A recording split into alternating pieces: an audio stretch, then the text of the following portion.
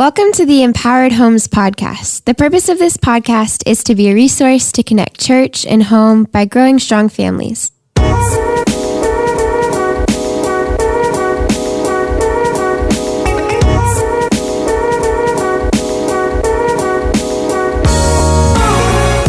Hi, this is Bobby Cooley. On today's podcast, we're going to be interviewing Steve Argue, one of the authors of the book Growing With. Steve is an incredible thinker and awesome professor who has some great expertise on how we should be connecting with our kids, especially our teenagers, and not growing apart, but growing with them in both of our walks together.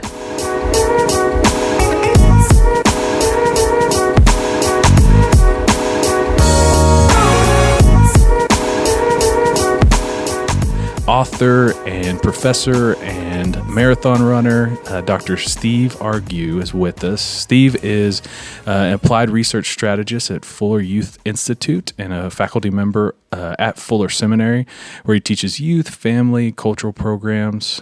He does amazing work with research and has been invested in youth ministry for more than 20 years. He's married to his wife, Jen. They have 3 daughters.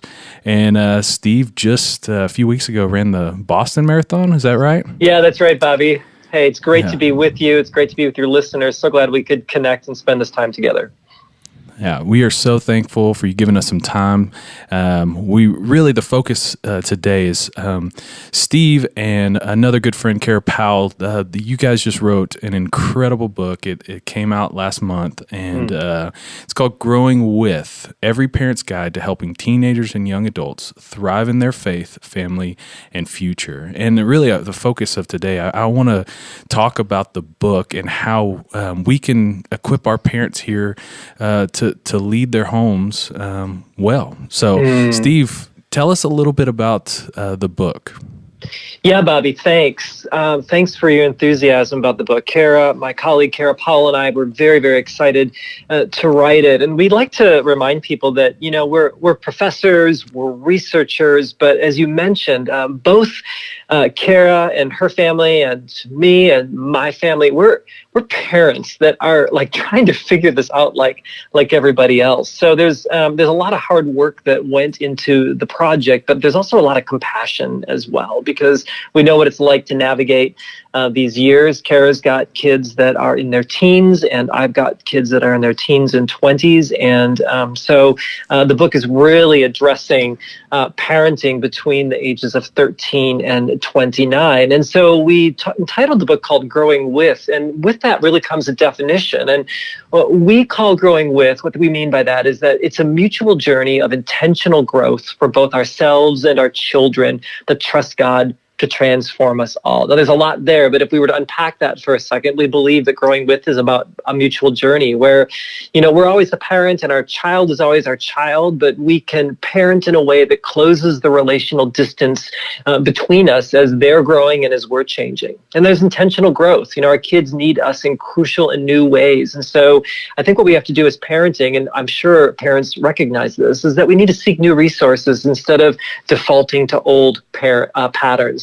Sometimes what worked yesterday doesn't necessarily work today. And that's not because our parenting is bad. It's because we're constantly changing and growing, and we have to adjust for that. And then this idea of both for ourselves and our children means that we shift focus from just getting our kids to do something or change or behave, and recognize the fact that, you know, we are all changing and transforming. And I don't know about you, but for me as a parent, I think one of the most transformative aspects of my life is my parenting. I see the real me. I see where I'm shining and where I'm blowing it. And my kids remind me of that, right? So there's a growth for us as well. And then, you know, the last part of the statement is that, you know, we really do trust God to transform us all. You know, we're in process. We have hopes for our kids and for ourselves, and we're trusting that God is like continually conforming us into God's image. And there's tremendous amount of hope in that, and hopefully a bit of rest as well. Whereas parents, we can kind of say, look, it's not completely up to me to make my kid turn out all right or become a certain person, but God's intent is for them to become all that God has created them to be. So I would say that's sort of like the gist of this thing, and then we try to unpack it. And probably there's an empathetic side to this as well, where we're saying, and maybe a lot of parents that are listening need to hear this, is that we really believe that growing with parenting is about the fact that no parenting situation is a lost cause. There's always hope. There's always a chance to start over. Today is a new day. You may have blown it yesterday, but that doesn't mean that you're going to blow it forever. And so I think that what is rooted in hopefully the backdrop of this project is to just remind parents, all of us together, remind ourselves that, hey, every day is a chance for you to take a step closer to grow with your kid, no matter where your relationship is with your kid. And hopefully that gives a lot of parents a lot of encouragement. And believe me, we all need it in a world where a lot of times it feels as though everybody's telling us parents that we're doing everything wrong, right? Yeah, exactly.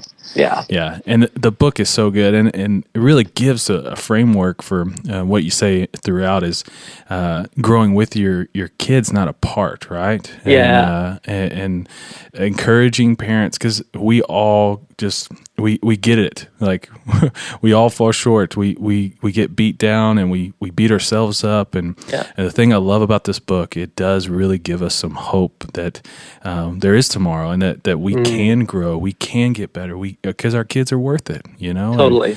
And I absolutely love what the book's about, and love the heart behind it.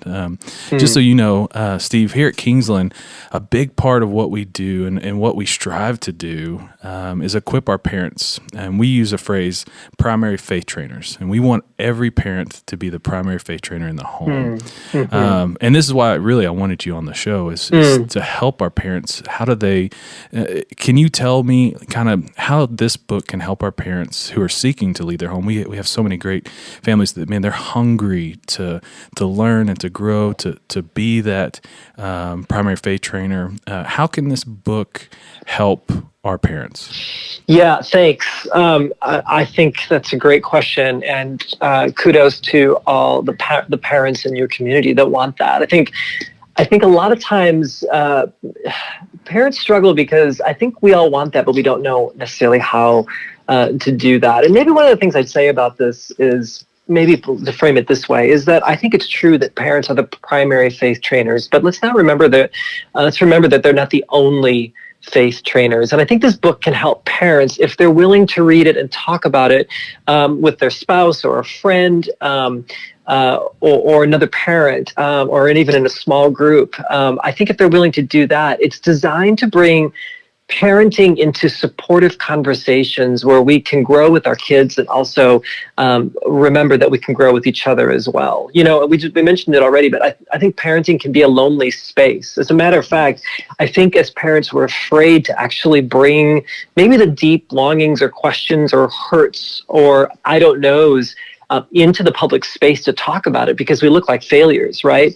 And I think what this book can do is sort of bring the parenting conversation from behind closed doors or where we're suffering in silence by ourselves, actually bring it out into the open and actually kind of say, you know what, we parents, we need each other.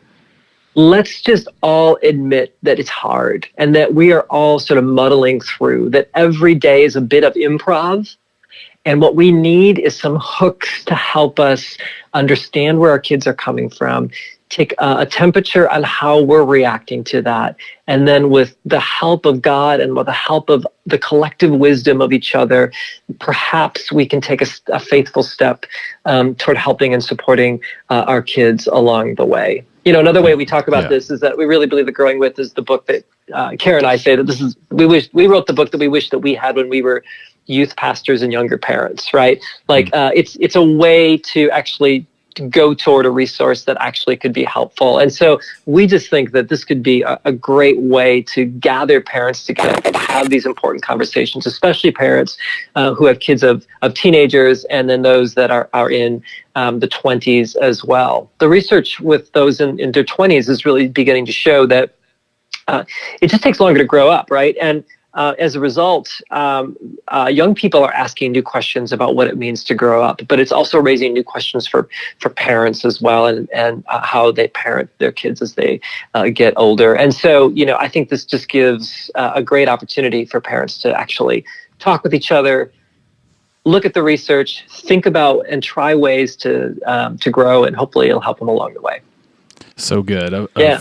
We say often alone is dangerous. And when we isolate ourselves, it gets dangerous. And so what we need to do is bring this into light. And this book does a great job of helping us have some conversations with our peers, to be honest with each other. Like, hey, we're in this together and we don't have it figured out. And one of the things in the book that you talk a lot about is just the difference today with our young people and how they're growing up. So how are our kids' paths to growing up different today than, when we were their age? Yeah, I think we all feel it. And I think what Kara and I tried to do is give it some language. And so, one of the ways we talk about it is that it feels like our kids are growing up faster. And so it feels like a gas pedal, right? Life is moving faster. There's less institutional support. Families are working harder to make it. So not only are kids getting busier, but we as parents feel busy. Just look at the family schedule and you'll know exactly what I'm talking about. And so I think what kids are doing is they're marinating in this environment of pressure and an anxiety. One study suggests that 13 to 17-year-old kids are more likely to report feeling extreme stress than adults. And so they're holding that. So we think that growing with is important because for teenagers in our families and communities, the age 14 can feel like the new 24. Like what used to be a generation ago, the pressures that a 24-year-old would feel, 14-year-olds are feeling that now. And at the same time, while our kids' journey toward adolescence has accelerated, the inverse is also true. For the typical 20-something in the United States, the process of becoming an adult has slowed down. Everything is almost like a 5-year delay. So averages are showing that young people are marrying 5 years later, or having children 5 years later, or having financial independence later, or finishing school later. So it's interesting that not only is the 14 the new 24, but we also think that the 28 is the new 18. That what a generation or two ago we thought of as sort of becoming an adult at 18 is now sort of moved up to back almost 5 to 10 years, where it just takes longer to grow up. So there's sort of this gas pedal and brake pedal for our kids. And you can imagine them driving with both feet on the pedals. It's kind of a herky-jerky ride. And I think as parents and as young people, I think we actually feel that in our families, and we're trying to navigate that. Yeah, it's so different today for them. And so, as we're going through and in the book, it breaks this down. But, we've talking about growing with your kids. We've been talking about, what does it look like for you to mature in your faith as your kids are going? So practically speaking, from that adolescence to young adults, what are the ways that us as parents should be growing with our kids? Yeah, well, as you can imagine, that's $1 million question, and there's a lot of ways I think about it. I mean, I suppose I could say, well, read our book. That would be a great thing to do. But I do think that maybe I think an important thing to think about here is that the way that we grow with our that we support the growing of our kids is to remember that we just have to grow with them. It's not about getting our kids to do things. It's about the journey that we invest in together. And what we do in the book is we actually say there's probably 3 big categories. And this growing happens in the way that we relate to them and the way they relate to us. We call that withing. And then we talk about this idea of how do we continue to nurture their own faith journeys. And we call this faithing, their journeys and our journeys, our relationship with God. And then just also our relationship with the world, right? And we talk about this idea of adulting, and we break it down between vocational adulting and relational adulting, just thinking about, how do we help them think about God's calling on their life and also about the community that they're forming as they're getting older. And there's lots of things to talk about, but the research might suggest that really those three categories are sort of the big bedrocks that young people are wrestling with, that they're trying to figure out as they begin to step into adulthood. So if we can keep our focus on that, the family relationship, our relationship with God, and then relationship with others, we probably are headed in a good direction. We try to unpack that throughout the chapters in the book. Yeah. So you're saying we have to actually work on some things as well. Yes, we do. Yeah, and that's really hard for parents, because I sometimes think that that when our parenting has worked and then all of a sudden it doesn't work, that somehow we've failed, or our kids are being rebellious, or that sort of thing. And I think if we can hold this concept in this idea of growing, right? It's kind of a verb, right? It's constantly moving.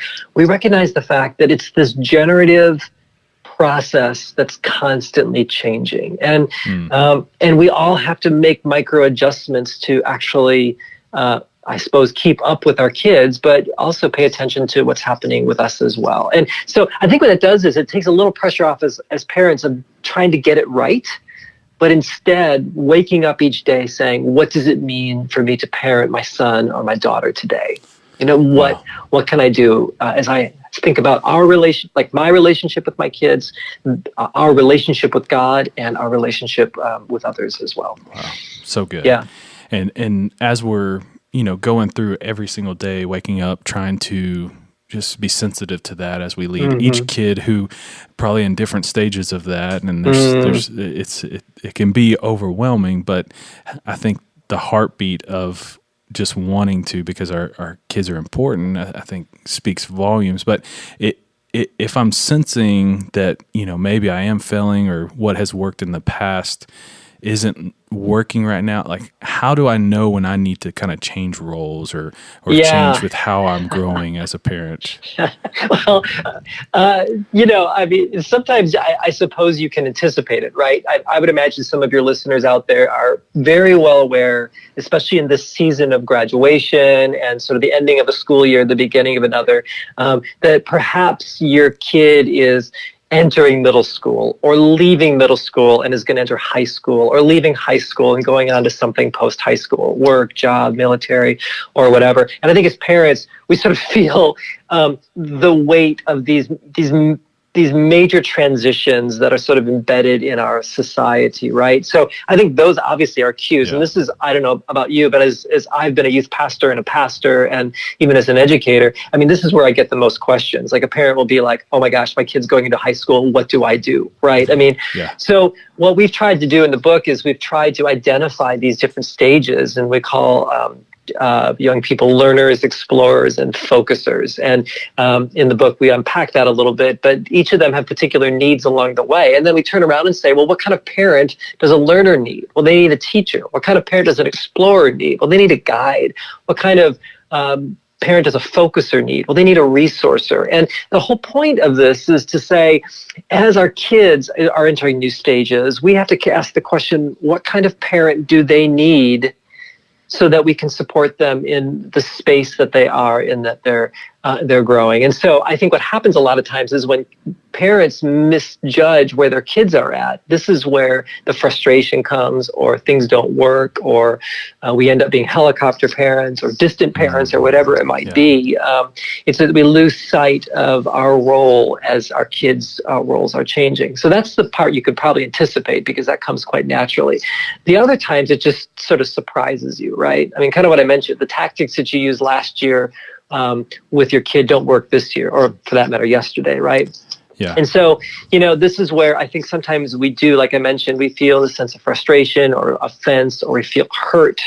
But again, I think instead of feeling bad about that, perhaps those are just signals of the relationship changing and our kids growing. And I think what we can do is just pay attention to those and step back and go, oh, okay, so this isn't working anymore. Oh, we must be we must be entering sort of this new realm. And now I have to sort of maybe rethink this a little bit and take a look at my kid and see where their needs are and ask myself some questions about, well, what am I holding on to and what do I have to let go? I just interviewed a parent last week about this, and just this whole idea of letting go is so hard, because I think when we feel like we let go, we feel like we lose a little bit of control. But I think we have to let go in order for us to grab onto maybe a new paradigm or a new way of engaging our kids, and that's just part of the parenting process. So sometimes we can anticipate it, and sometimes it's just going to sneak up on us, right? That's parenting.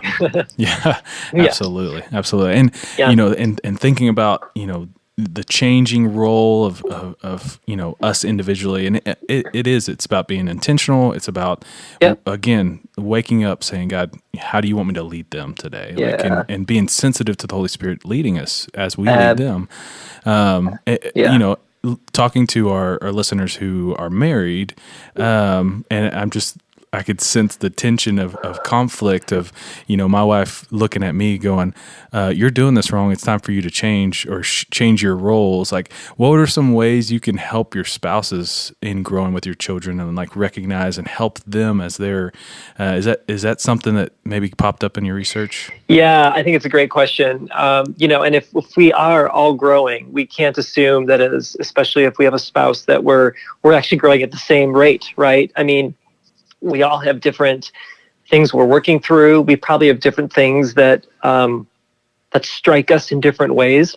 And so I think it's an astute question to recognize the fact that, getting on the same page sometimes, especially as our kids are getting older, is a challenge. And so, I think I would just say maybe for that is that every spouse and every relationship is different. So, obviously we need to keep that in mind. But perhaps I could offer this, is that, remember that each of you are growing and not growing at the same rate.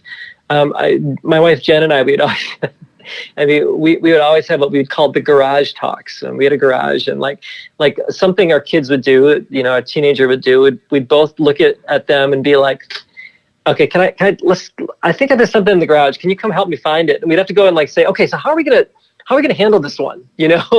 How are we going to navigate this? How are you feeling about that? How am I feeling about it? Is there anything that we have to sort of navigate between you and me before we go back and talk to our kid about that? And so I think that can be helpful. I also think that maybe the best way to help your spouse is just to be honest, to be yourself, to not maybe have resentment against a partner, or somehow, take certain roles where one person's always the good cop and the other person's always the bad cop, but actually just kind of say, hey, here's how I'm feeling about that, or I kind of felt like you threw me under the bus, or, hey, maybe we should have talked about that before you just went ahead and responded to a question. I think those things can be helpful. And then I would say the other thing too, I mean, this isn't directly with kids, but it is with the relationship, is that just remember that you need time for each other. Don't let the kids be your only conversation topic. I find that when my wife, Jen, and I are on the same page, it helps us know how to respond in a good way to our kids. And, the other thing I'd say is that let's just also remember that not all parents have a spouse. And we have so much to learn from amazing single parents and step parents and adoptive parents. Yeah. And I think a lot of times we can include them maybe in some of our conversations about parenting and learn from them, and also seek to support them too. Yeah, absolutely. And, in thinking about your spouse and in this phase of, launching into adulthood, what are some things for our empty nesters? We have a ton of families who their youngest child is leaving, and now they're looking at each other going, okay, it's a new normal. Any advice for our empty nesters? Well, from as I've talked with other ministry leaders and empty nesters, I find a lot of times that there's great attention given to parents through the high school years because there's a youth ministry or there's something like that. And then when the kids graduate, the parents are sort of forgotten. And so maybe to ministry leaders out there, I'd say, don't forget about the parents that are empty nesters, because they're still navigating parenting in unique ways and they need support. And but I've also found that a lot of empty nesters have found ways to connect with each other because they're in a unique stage in life. And what they need is just as much support from each other as they are navigating their own lives and also being parents to their late teens and 20-something kids. And so I just think don't be alone, reach out to others, and I think we can just maybe watch out for each other. I think that's maybe the best advice that I've heard from that. And I've heard of beautiful stories of empty nesters gathering together for a meal and talking about life and what it means for them to continue to live their lives as their kids are gone, but also to receive information and support and advice from each other as they continue to parent in unique ways. And so good. All right. Yeah. Just a few more questions. Thank you again so much for your time. Yeah. In our goal and our hope for every one of our kids, we want them to know Jesus. We want them to have, their own faith and make it their own. In your research, what are some key factors for faith adoption for our kids? Like how do we help them own their faith? Yeah, I think it's a great question, and if I could speak from an affective, emotional point of view for a second, I think a lot of us parents just get anxious. Like, we see our kids growing up, we've done what we can, but then they begin to make their own decisions, and we sort of hold our breath sometimes with that. And so I think there's a lot of anxiety that parents feel with that. And, so I think the best thing that we can do as parents is to start as early as possible to continue to talk about our own faith and instill it in our kids. But maybe just let me offer 3 ways of looking at this. The first way is this: I encourage parents to treat faith as a language you speak, not a topic you teach. Treat faith as a language you speak, not a topic you teach. And a way that one researcher talks about this idea that faith language is like a second language. When it becomes part of our everyday conversations and language, then everyone becomes more comfortable with talking about it and interweaving it with our daily lives. We don't just save it for Sunday. We don't sit down with our kids and say, we're going to talk about God now.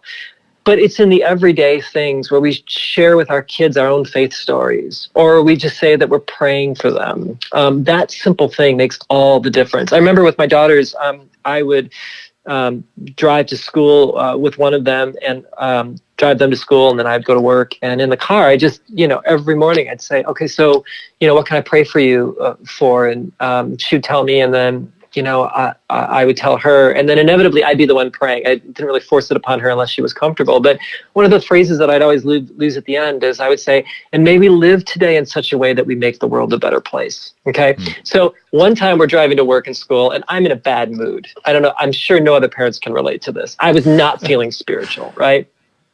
My daughter grabbed my hand, and then she prayed for me. And then she said, and may we live in such a way today that we make the world a better place. And in that moment, I'm like, oh my gosh, you know what?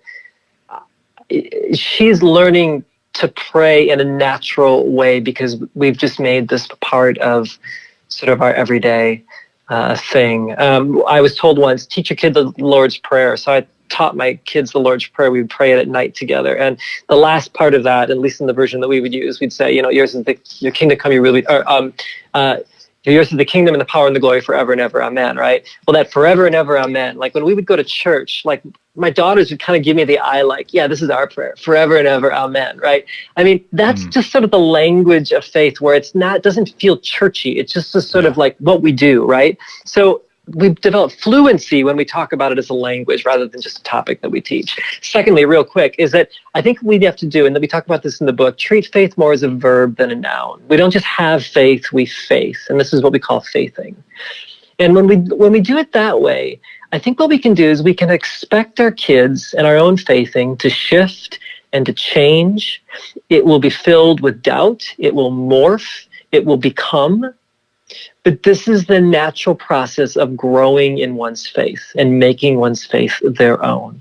So when our kids come to us and say, I don't believe in that anymore, instead of us freaking out like, oh my gosh, they don't believe in God anymore, what are we going to do? Notice how, they've lost their faith. Notice that that's more of a noun way of thinking about it. We can frame it in a faithing process and say, oh, okay, so they're letting go of maybe some more simplistic concepts of who God is, and they're beginning to reconstruct a faith that keeps up with the complexity of their life.